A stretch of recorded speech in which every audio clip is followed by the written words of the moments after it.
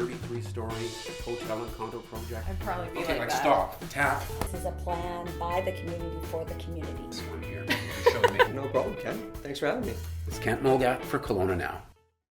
And we're joined by Gary Athens from the famous Athens family, a great sporting family in Kelowna.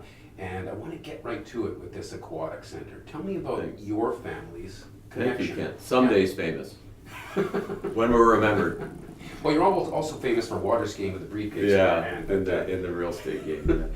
But yeah, tell me about the You Athens know, family. my first memories of the regatta and the aquatic center were this amazing show, and everyone in the whole city dropped everything and volunteered to put together this show. And I didn't realize till I got older that, hey, this is one of the biggest aquatic shows in North America, and Right. literally, people will come from all over North America to come and participate and as well watch it. Right. And see people like your dad, George Athens, Olympian, Commonwealth gold medal winner, diving from a 10-meter platform. Yeah. The diving show is a big, huge part of it, and he was well connected with a lot of the divers, international divers throughout the world, and he was really well liked. He had a lot of good friends in the diving world, and they would come, exclusively to Kelowna because it was something he didn't want to miss.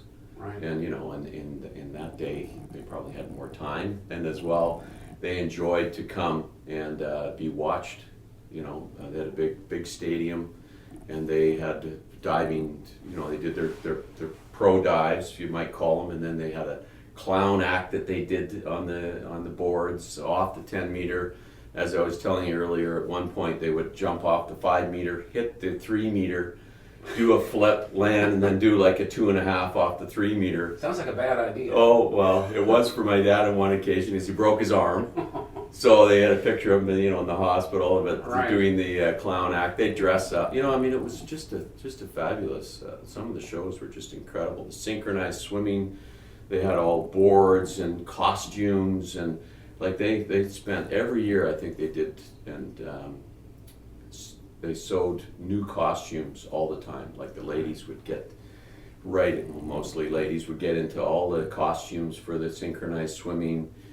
They had a big platform as well as sort of a stadium right over the water, and the inside was where the synchronized swimming would take place, and as well speed swimming races, because it was all in an enclosed area, and then they had the big stadium. So they probably, I don't know what the stadium held. I Probably heard 5,000. held, I was going to say 2,000 to 5,000 people. So Amazing. so it was really quite something. I got kind of into the thread of it, or the mix of it, as I became a diver. You were just about 8 years old, and you actually were part of a show, right? Yeah. Well, the big thing for a lot of us, and those that might see the show, we probably had 20 kids that age, between 6 and 8. The thing to do was to go down to the aquatic center. We'd ride our bikes, go down, and there'd be diving lessons.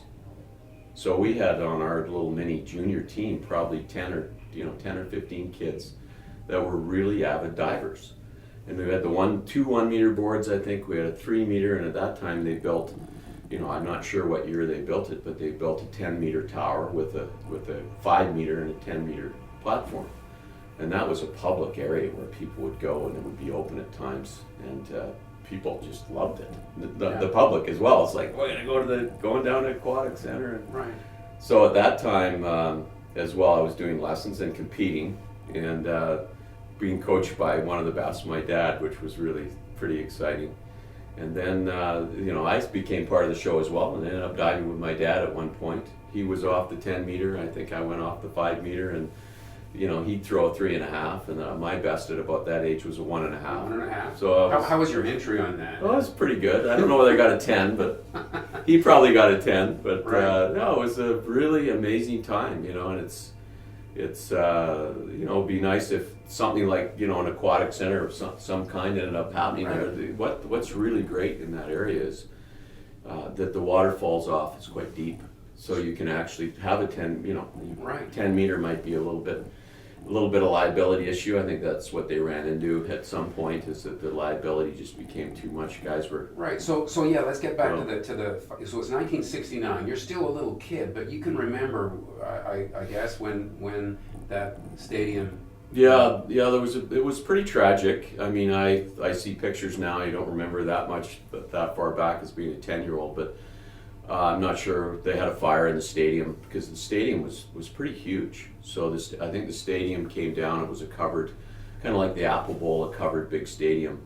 And then after that, I think they still had either bleachers or stands, and they did still have an aquatic swim area. But that would then sort of fizzle out, I guess, over time, sort of. Yeah, I think after that, I mean, the show was, before I was born. You had told me a bit of history this morning. I think it's early 1900s. Yeah, the original build was in the early 1900s, Yeah. and then rebuilt in the 50s. So it became literally one of the hugest shows, again, in North America. And I mean, they started adding, it went from probably a 1 or 2 day show to a 5-day show. The hydroplane races, the cross the lake swim is still happening. I think the beginning of that, I think, was at Regatta, the early 1900s. The Lady of the Lake pageant, which they still do. These were all part of this whole regatta show. And it was amazing. They had apple box races, and I mean, they did, they did a lot of old traditional stuff, right? So, but I think after, the show, I would have dove with my dad probably when I was 8 years old. That would have been probably, 1970. So probably through to the 70s, it was still pretty strong.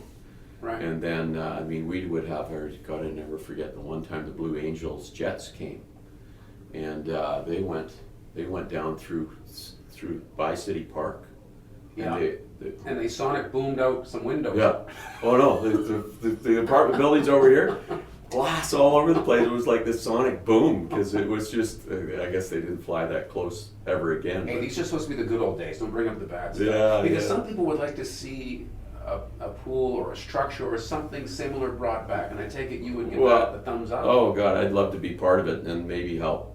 Try to get something going. I know one fellow locally had tried to get some funding, crowdfunding together to do it, and I think it would be a great initiative by the city, and maybe some fundraising to at least maybe have a couple diving boards, in the aquatic center where triathletes could swim and train.